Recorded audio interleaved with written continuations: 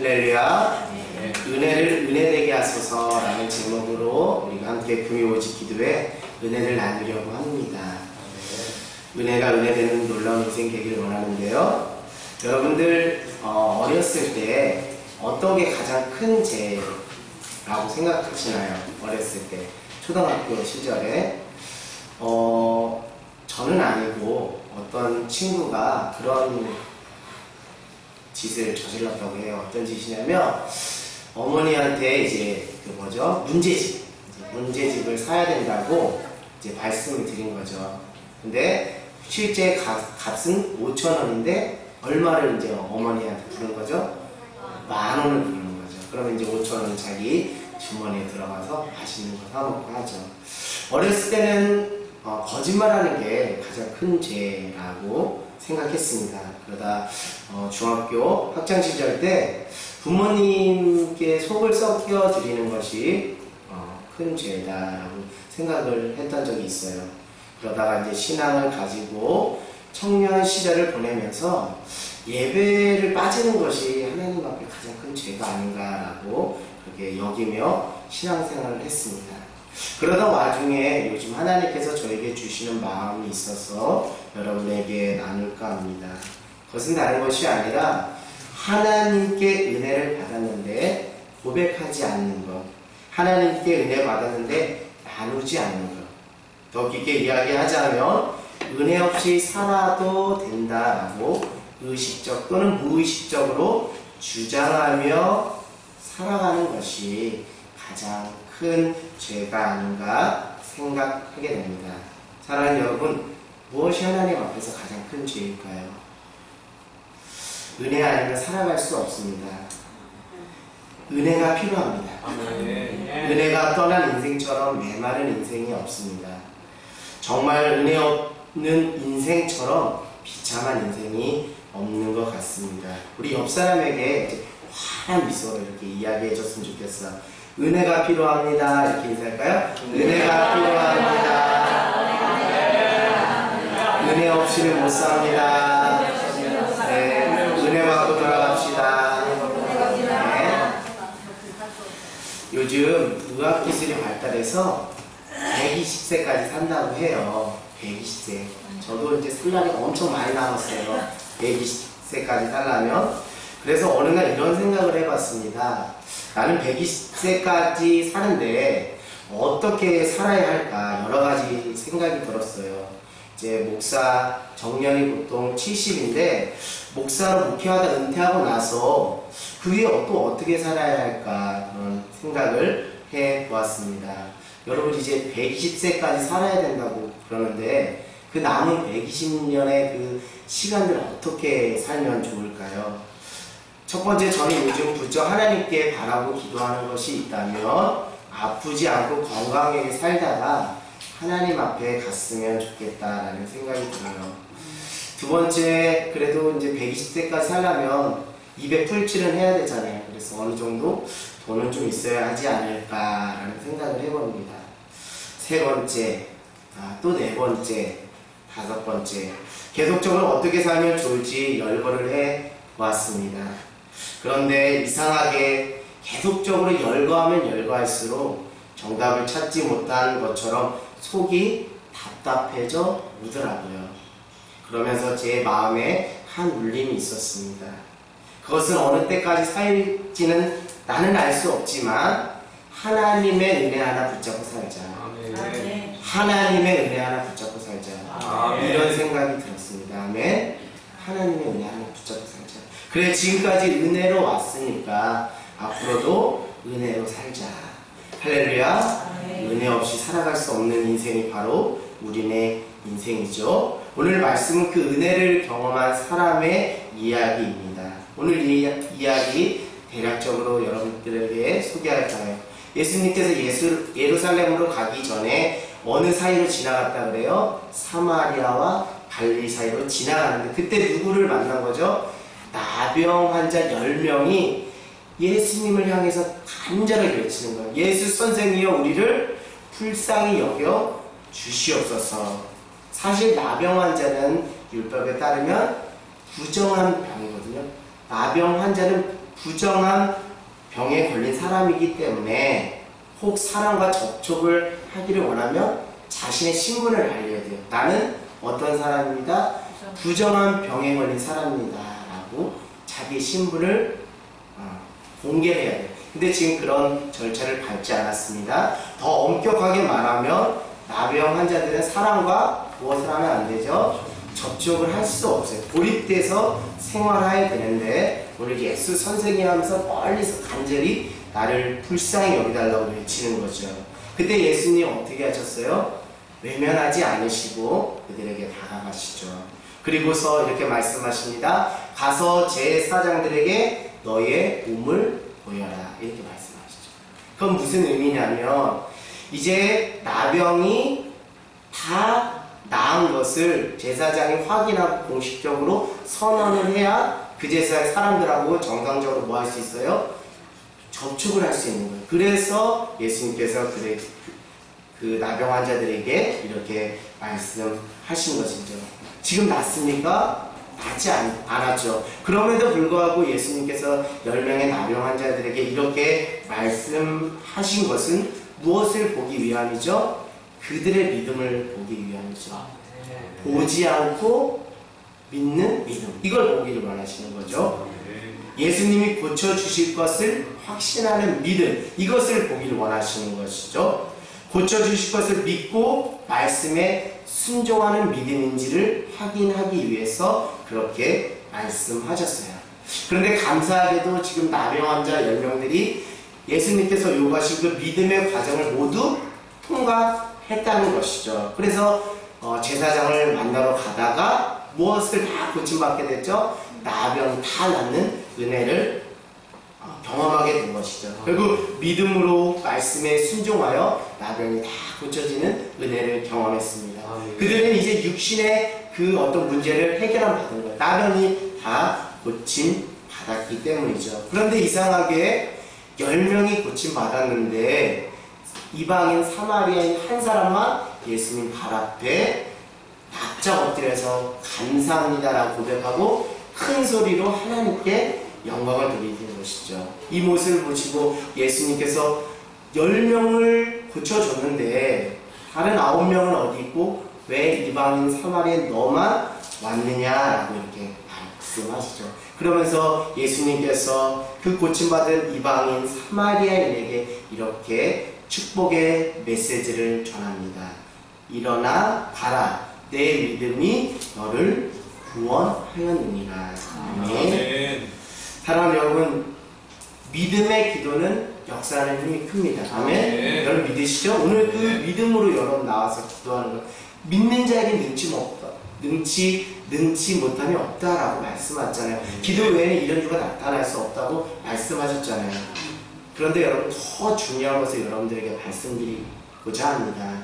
그것은 무엇이냐면 믿음이라고 해서 다 같은 믿음이 아니라는 것을 여러분들에게 말씀드리고 싶어요. 믿음은 계속적으로 무엇하는 게 중요하다고 했죠? 자라가는 것. 무엇을 향해? 구원을 향해 날마다 자라가는 믿음일 때 그 믿음을 하나님께서 인정하시고 우리를 구원하시는 것이죠. 오늘 두 가지 믿음이 나옵니다. 첫 번째, 한 사람의 믿음, 사마리아인의 믿음과 나머지 9명의 믿음이 나오는 것이죠. 더 구체적으로 말씀드리면 예수님께 감사의 고백을 드렸던 믿음과 고침을 받고 각자 자신의 길로 갔던 믿음이 나오는 거죠. 나병을 고침받고 하나님께 영광 돌렸던 믿음이 있는가 하면 그렇지 않은 믿음이 있습니다. 또 어떤 믿음이 있어요? 구원에 이르는 믿음이 있어요. 그러나 단순히 육신의 질병만 고침받는 믿음이 있다는 것이죠. 영혼육 전인격적인 구원을 받는 믿음이 있는가 하면 육신적인 문제만 해결받는 믿음이 있다는 것이죠. 여러분 지금부터 더 진지하게 여러분들에게 말씀드릴까 합니다. 은혜를 아는 믿음과 은혜를 알지 못하는 믿음이 있다는 거예요. 할렐루야. 다시 말씀드립니다. 은혜를 아는 믿음과 은혜를 알지 못하는 믿음이 있다는 거예요. 더 구체적으로 은혜가 은혜인지 절실히 깨닫는 믿음이 있는가 하면 은혜를 받아도 그 은혜가 은혜인지 모르는 믿음이 있다는 거예요. 누가 그 은혜를 은혜로 아는 믿음을 소유한 자죠? 이방인 사마리아. 그러나 나머지 9명은 은혜를 받아도 그것이 은혜인지 깨닫지 못하고 각자 자신의 길로 가는 것입니다. 사랑하는 여러분, 여러분이라면 어떤 믿음을 택하시겠습니까? 그리고 나는 지금까지 어떤 믿음으로 살아왔는지 우리 자신의 믿음을 점검해 보길 원해요. 저는 사마리아인 한 사람의 믿음은 참다운 신앙인의 믿음이다 라고 말씀드리고 싶어요. 그리고 나머지 9명의 믿음을 종교인의 믿음에 불과하다라고 말씀드리고 싶습니다. 사랑하는 여러분, 여러분은 진짜 신앙인입니까? 아니면 종교인입니까? 왜 똑같은 은혜를 받고 9명은 각자 자기의 길로 가고 사마리아인 한 명만 예수님께 나갔을까요? 똑같은 은혜를 경험하고 말이죠. 이것은 무엇이냐면 신앙생활을 하는 이유와 목적에서 차이가 나기 때문이죠. 9명의 신앙생활은 어떤 신앙입니까? 문제 중심적 신앙생활입니다. 문제 해결적 신앙생활입니다. 그것이 무엇이냐면 문제가 있을 때만 하나님을 찾는 신앙인 거죠. 문제가 다 해결되면 하나님을 더 이상 찾을 이유가 없는 것이죠.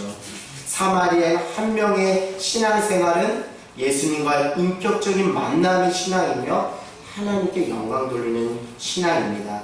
어떤 문제가 있고 없고를 떠나서 예수님께 연결되어 있는 신앙이죠.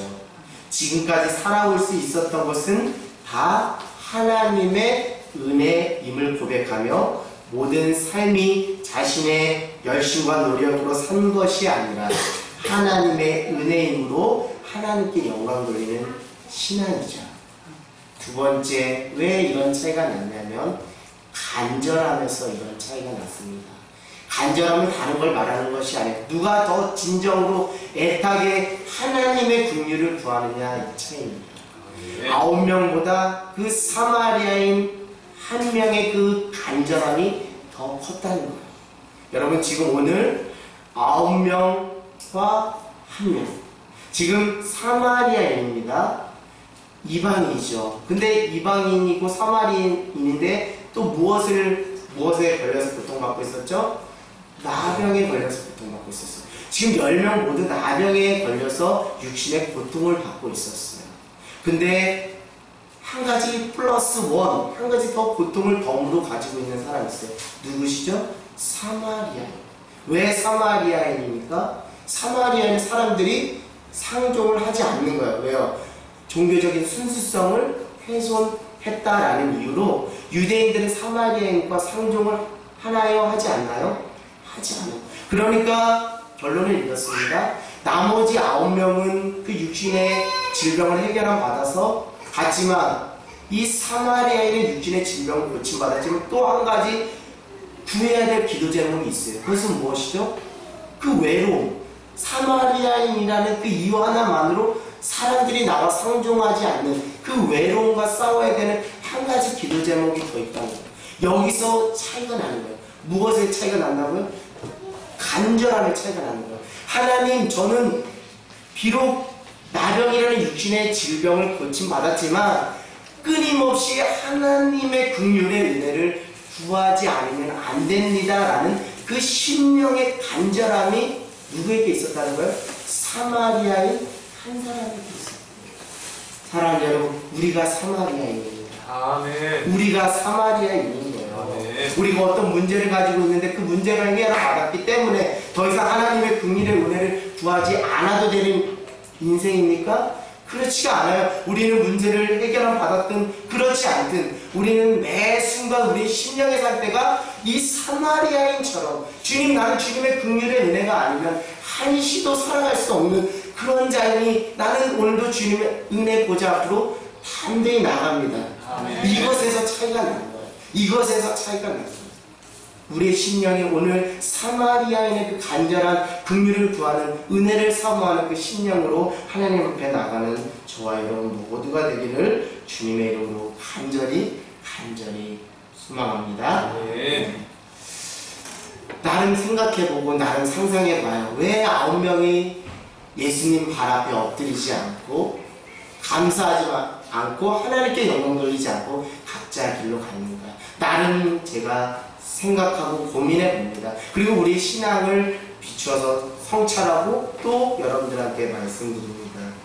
9명은 자신들이 치유받을 수 있었던 것은 예수님이 요구하는 믿음에 순종하였기 때문에 다 자신들의 믿음 때문에 치유받았다고 생각할 수도 있다는 것이죠. 그런 가능성의 여지가 있다는 것이죠. 그것 때문에 세상으로 갔다는 것이죠. 간혹가다 내가 기도하는 것조차도 내가 열심히 기도해서 응답 받은 것이라 생각하고 모든 것을 자기 공로로 삼는 경우가 있다는 것이죠. 내가 믿음으로 기도했기 때문에 기도 응답 받을 수 있다는 식으로 생각하기 때문에 하나님께 감사와 영광을 올려드리지 않는 것이죠. 여러분, 무엇이 진짜 진실입니까? 무엇이 진짜 진실일까요? 아무리 내가 믿음으로 순종하고 열심히 기도해서 기도 응답을 받고 문제가 해결되었다 하더라도 오늘 그 9명이 누구를 만나지 않으면, 예수님을 만나지 않으면 나병을 치유함 받을 은혜를 허락받을 수 있어요? 없어요? 없다는 거예요. 이거를 알았어야 되는데, 이걸 깨달았어야 되는데 이걸 깨닫지 못했다는 거예요. 누가요? 세상으로 간 9명이에요. 결국 내가 믿음으로 순종하여 하나님께 간절히 기도할 수 있는 것도 예수님을 만나는 은혜를 누가 허락해 주셨기 때문에, 하나님께서 허락해 주셨기 때문에 가능한 거예요. 내 열심히 내 믿음 가지고 순종함으로 기도해서 그것이 기도 응답의 결과물로 나온 것이 아니라, 첫 단추는 누구를 만나야 내가 고침을 받는다는 거예요? 예수님을 만나는 그 은혜, 예수님을 만나는 은혜를 허락해 주시지 않으면 이 이후의 모든 행위는 아무 의미가 없는 거예요. 9명이 이걸 알았을까 몰랐을까? 이걸 몰랐어요. 사마리아 한 명만 그것을 알았다는 것이죠. 사랑하는 여러분, 오늘 이 밤에 내가 내 힘으로 나온 것 같지만 예수 그리스도를 통해서 하나님께 나아갈 수 있는 은혜를 허락해 주셨기 때문에 우리가 이 자리에 나와 기도할 수 있는 것입니다. 아멘. 결국 기도할 수 있는 것 그 자체가 이미 무엇이라고요? 은혜라는 거예요. 여러분, 이 은혜를 경험한 거예요. 왜? 예수 그리스도가 달이 되어 주셔서 우리와 누구를 연결해 주셨어요? 우리와 하나님을 연결해 주신 거예요. 예수 그리스도를 통하지 않으면 우리가 기도의 자리로 나갈 수가 없어요. 그렇기 때문에 기도할 수 있는 것 그 자체가 이미 우리가 은혜를 경험한 것입니다. 기도할 수 있는 그 자리 자체가 은혜의 자리인 거예요. 할렐루야. 그것을 9명은 깨닫지 못한 거예요.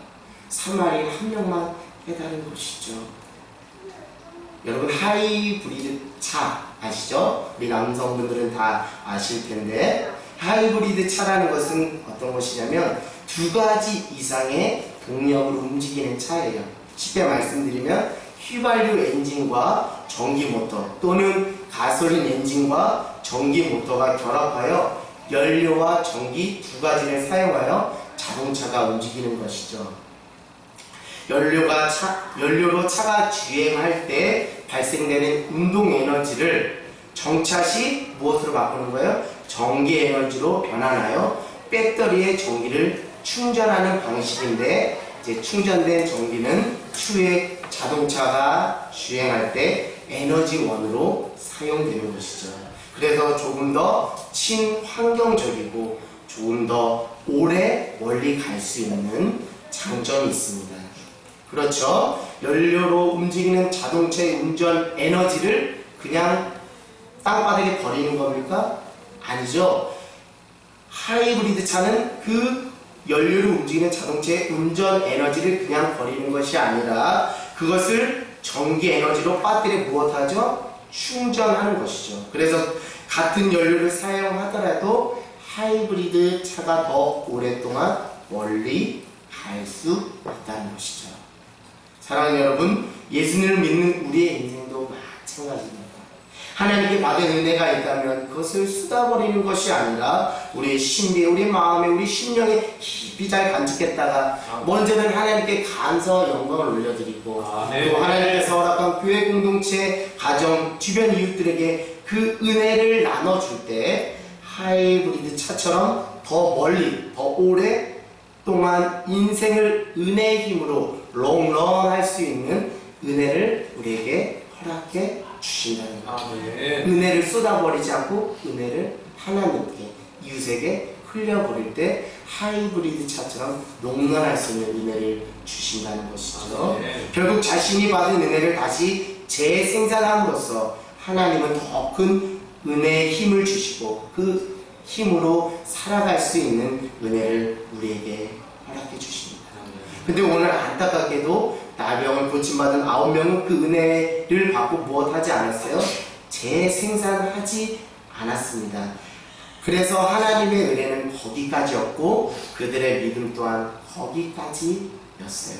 그러나 나병을 고침받은 사마리아 한 명은 은혜를 받고 예수님께 나와 감사하며 하나님께 영광을 돌리며 은혜를 무엇했죠? 재생산하였어요.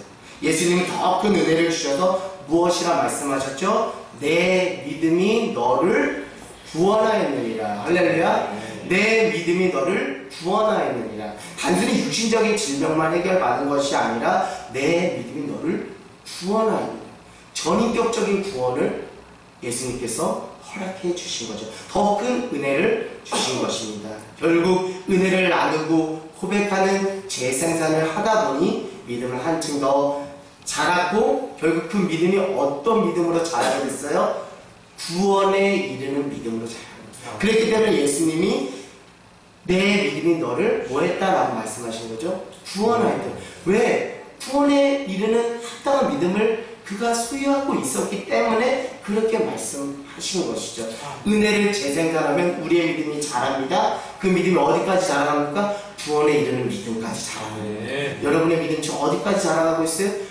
구원에 이르는 믿음으로 자라가길 원해요. 그러려면 은혜 받은 거 삭히지 말고 하나님께, 이웃에게 흘려보내는 저와 여러분 모두가 되기를 원합니다.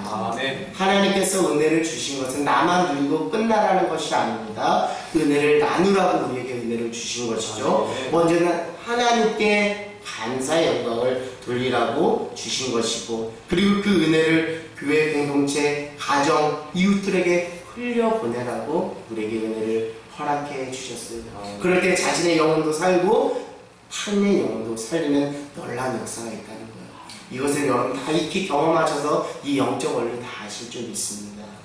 여러분 제가 신앙생활에서 경험했던 이야기 잠깐 하고 말씀을 마칠까 합니다. 그것은 무엇이냐면 이 은혜라는 것은 이상하리만큼 참 신기하다는 거예요. 은혜 받으면 참 이상하리만큼 신기한 일들이, 놀라운 일들이 일어나죠. 어떤 일이 일어납니까? 기본적으로 은혜 받으면 참 좋아요. 좋습니다. 할렐루야? 좋아요. 싫은 사람 없습니다. 얼굴이 밝아지죠.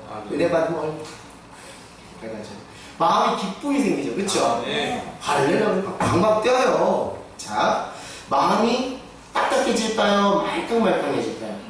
말캉말캉해 막 쑥쑥 막 넣으면 쑥쑥 들어가면 말캉말캉해서 그리고 사는 게 행복해지고 주변 사람들이 다 이뻐요. 왼수 같은 남편 진짜 이쁘게 보여요. 왼수 같은 아내 진짜 예뻐 보여요. 사람을 사랑하기 시작하게 되는 것이죠. 이만큼 은혜라는 것은 이상하리만큼 참 신기하고 놀라운 능력이 있는 거예요. 근데 여러분 하나님이 우리에게 그 주신 은혜를 하나님께 감사와 영광을 올려드리지 않고 다른 공동체와 영혼들에게 나누지 않은 채 나만 간직하고 있으면 그 은혜가 은혜로 보존이 되나요? 그렇지가 않다는 거예요. 삽시간에 자기 우월과 자기 교만으로 빠지는 것을 보게 됩니다. 다시 말씀드리면 이것은 무엇이냐면 나만 이런 큰 은혜를 받았는데 나는 다 아는데 라는 식으로 은혜 받은 것을 상대적으로 무엇을 매기기 시작하는 거예요? 서열을 매겨서 마치 자신이 더 큰 은혜를 받은 것처럼 착각하게 만든다는 거예요. 이 시점에서 그 은혜는 더 이상 은혜가 아닙니다. 썩어 문드러진 거야. 그것은 버려야 되는 겁니다. 은혜가 아니에요. 무엇하지 않으면 재생산하지 않으면 나누지 않아요. 마태복음 17장 1절에서 13절에 예수님의 수제자인 베드로, 야고보, 요한은 어디에서 큰 은혜를 경험했죠? 변화산에서 큰 은혜를 경험했어요. 그래서 베드로가 예수님께 이렇게 말했죠. 주여 여기가 좋사오니 주님을 위해서 초막 하나를 짓고 모세를 위해서 또 하나는 엘리야를 위해서 짓겠습니다. 아주 은혜 취해서 어쩔 줄 모르는 거예요. 요즘 소위 우리 표현은 방방 뜨는 거예요. 은혜 받아서 방방 뜨는 거예요. 그러나 여러분 어떻게 해야 됩니까? 변화산을 내려와야 돼요. 그것이 우리의 실존입니다. 어디를 내려와야 된다고요? 변화산에 있으면 안 돼요. 내려와야 돼요. 왜요? 14절 이후에 누가 거기에 있기 때문에, 그 변화산 아래 누가 있기 때문에 귀신 걸린 아이가 고통받고 있잖아요. 그 아이를 중보하러 가기 위해서, 중보 기도해주기 위해서 은혜 받은, 변화산에 은혜 받은 우리가 어떻게 돼요? 내려가야 됩니다. 그 영혼을 구출하기 위해서 내려가야 하는 것이죠. 그렇지 않으면 나만 특별한 은혜를 체험했다는 자기 우월감과 자기 도취에 빠져 어느 순간 자기 교만의 늪에 빠지고 만다는 것이죠. 어느 순간 이 말캉말캉했던 마음이 어떻게 이상하리만큼 딱딱하게 굳어지는지 모르겠습니다. 사랑하는 여러분, 은혜는 나눌 때 진짜 은혜가 됩니다. 아멘. 우리 한번 다시 고백할까요? 은혜는 나눌 때 진짜 은혜가 됩니다. 시작! 은혜는 나눌 때 진짜 은혜가 됩니다. 저는 오늘 이 말씀을 준비하면서 가끔씩 이렇게 문득문득 하나님께서 떨려주시는 그 말씀 구절이 있거든요. 그 말씀을 또 설교에 녹여내기도 합니다. 오늘 이 말씀을 준비하면서 하나님께서 이런 말씀을 생각나게 해주셨어요. 마태복음 19장 30절. 마태복음 19장 30절. 그러나 먼저 된 자로서 나중되고 나중된 자로서 먼저 될 자가 많으니라 라는 말씀입니다. 그러나 먼저 된 자로 나중되고 나중된 자로서 먼저 될 자가 많으니라 라는 말씀이죠. 하나님께서 말씀을 준비하면서 이 말씀 구절이 생각나게 해주셨어요. 문득 정신이 바짝 들었습니다. 이 말씀을 준비하면서 문득 정신이 바짝 들었어요. 오늘 우리가 함께 나눈 말씀에 비춰 이 말씀을 읽어보니 하나님께서 나에게 무엇을 요구하시는지 더 정확하게 알게 되었어요. 그것은 무엇이냐면, 내가 일찍이 하나님의 은혜를 경험하고 살았지만 그 은혜에 나누지 않고 그저 자기 우월감과 자기 만족에 빠져 산다면 나 또한 나중된 자가 될 수 있겠다는 것을 깨닫게 해주셨어요. 이것을 깨닫게 해주셔서 제가 정신이 깜짝 들었어요. 저는 하나님께 감사해요. 부족하지만 하나님께 감사해요. 그것은 무엇이냐면, 이 말씀을 통해 받은 은혜들을 여러분들에게 전할 수 있는 기회를 하나님 허락해 주셨기 때문에, 제가 여러분에게 말씀을 전하는 것은 여러분에게 은혜를 전하는 것도 있지만 제가 살아가는 힘이 되고 제가 사는 은혜를 이 시간을 통해서 제게 공급해 주기 때문에 더 큰 은혜를 또 채워주셔서 또 흘려보내라고 저에게 또 은혜를 주십니다. 그래서 너무 감사해, 너무 고맙고 또 귀 기울여서 경청하는 우리 성도님들에게 너무 감사한 것이죠. 여러분, 주일 하늘땅교회는 오전에 축제 예배가 있고 그것을 통해서 우리가 은혜를 받죠. 오후에는 소그룹 모임을 통해서 그 은혜를 나눕니다. 아까 우리 조한 권사님도 그 소그룹에서 나눴던 그 은혜들을 이야기해 주셨어요. 결국 오전에 예배 가운데 하나님의 은혜 받는 것이 중요하죠. 그래야 나눌 수 있으니까요. 그런데 오후에 소그룹 모일 때 내가 받은 하나님의 은혜를 공동체 안에 나누는 것은 더욱더 중요한 것이죠. 아멘. 오늘 말씀의 맥락에 비춰보면 이해가 되시죠? 은혜를 오전 주일 축제 예배를 통해서 은혜 받는 것 중요합니다. 오후 소그룹 모임 통해서 그 은혜되게 나누는 것이 저는 엄밀히 말하면 더욱더 중요하다고 말씀드리고 싶어요. 왜? 신앙은 잠시 잠깐 하다가 말면 될 것이 아니라 하나님의 나라 천국 갈 때까지 우리가 장거리 레이스를 해야 돼요. 믿음의 레이스를 해야 되는데 이 레이스 우리 힘으로 할 수 있어요? 없어요. 은혜가 그 레이스를 할 수 있도록 도와주거든요. 그러려면 재생산할 때 그 은혜를 또 덤으로 주시는 거죠. 할렐루야. 저는 속으로 모임을 하면서 한 분 한 분 있는 모습 그대로 진솔하게 고백해 주시는 그 은혜에 매우 큰 감동을 받고 도전을 받습니다. 그리고 하나님께 감사와 영광을 올려드려요. 왜냐하면 하나님께서 한 인생에 찾아오셔서 그 인생을 아름답게 규정하는 것을 제가 보기 때문에 그 고백의 입술을 통해서 그 삶을 통해서 하나님의 은혜가 얼마나 그렇게 인생을 아름답게 규정합니다. 황무지 같은 인생, 메말라 비뚤어진 인생을 은혜로 한전히 주물러서 생명된 놀라운 풍성 은혜를 주시는 걸 보면서 하나님 감사해요. 하나님 이것이 모든 것이 다 하나님의 영광입니다 라고 말하지 않을 수 없어요. 이것이 모든 것이 다 하나님의 은혜입니다 라고 말하지 않을 수 없어요. 사랑하는 여러분, 은혜 나누는 것은 내 영혼이 살고 다른 영혼들을 세워가는 하나님의 은혜의 손길입니다. 지금 당신이 하나님께 올려드릴 그 은혜의 이야기는 무엇일까요? 하나님 그 이야기를 듣고 싶어 합니다. 여러분 그 이야기를 들려주시는 저 여러분 모두가 되기를 주님의 이름으로 간절히 축원합니다.